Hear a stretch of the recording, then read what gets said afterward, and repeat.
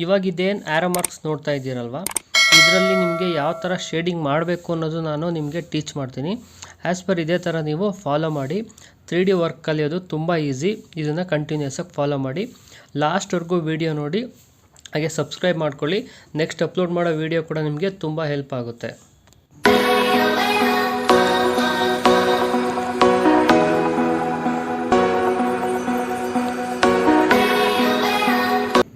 ಇನ್ನೊಂದು, ದಯವಿಟ್ಟು ಯಾರು ವಿಡಿಯೋನ ಸ್ಕಿಪ್ ಮಾಡಬೇಡಿ, ಹಾಗೆ ಸ್ಪೀಡಲ್ಲಿ ನೋಡೋಕೆ ಹೋಗಬೇಡಿ. ಯಾಕೆಂದರೆ ನಾನೇ ಆಲ್ರೆಡಿ ಸ್ಪೀಡಲ್ಲಿ ಪ್ಲೇ ಮಾಡ್ತಾ ಇದ್ದೀನಿ.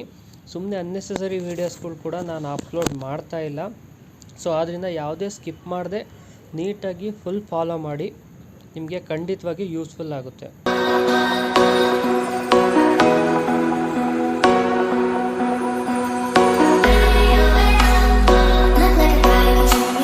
ಫಸ್ಟು ನೀವು ಅನಲೈಸ್ ಮಾಡಿ ಯಾವ ಕಡೆಯಿಂದ ಬೆಳಕು ಬೀಳ್ತಾ ಇದೆ ಅನ್ನೋದನ್ನು, ಯಾವ ಕಡೆ ನೆರಳು ಬೀಳ್ತಾ ಇದೆ ಅನ್ನೋದನ್ನು.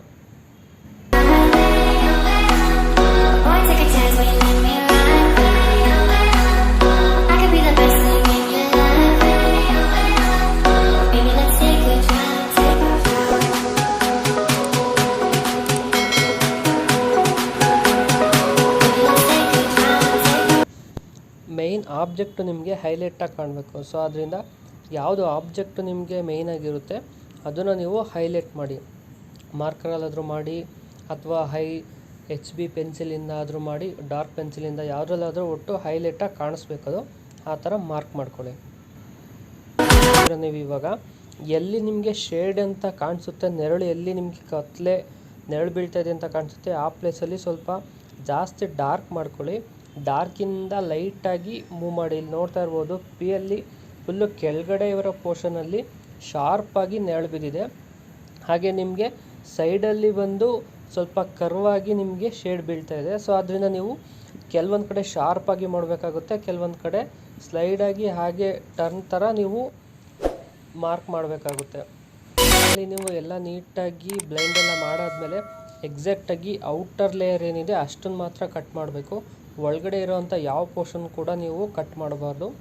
ಹಾಗೆ ನೀವು ಕೆಳಗಡೆ ನೋಡ್ತಾ ಇರ್ಬೋದು, ಒಂದು ಹಾಳೆ ಥರ ನಾವು ಡ್ರಾಯಿಂಗಲ್ಲೇ ಮಾಡಿದ್ದೀವಿ. ಅದೇ ಥರ ನೀವು ಲೈನ್ ಹಾಕಿದ್ದೀರಾ ಅಂತಂದರೆ ಒಂದು ಹಾಳೆಯಿಂದ ಅದು 3D ಔಟ್ಪುಟ್ ಬಂದಿರೋ ಥರ ನಿಮಗೆ ಕಾಣಿಸುತ್ತೆ.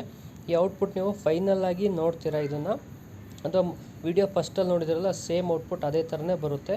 ಅದು ನೀವು ಕ್ಯಾಮ್ರಾ ಆ್ಯಂಗಲ್ ಯಾವ ಥರ ಇಟ್ಕೊತೀರಾ ಆ ಥರ ನಿಮಗೆ ಕಾಣಿಸುತ್ತದು. ಸೊ ಪ್ಲೀಸ್ ಅದನ್ನು ನೀಟಾಗಿ ಕಟ್ ಮಾಡಿ, ಅದನ್ನು ಆ್ಯಂಗಲ್ನ ಅದೇ ಥರ ಇಟ್ಕೊಂಡು ಚೆಕ್ ಮಾಡಿ.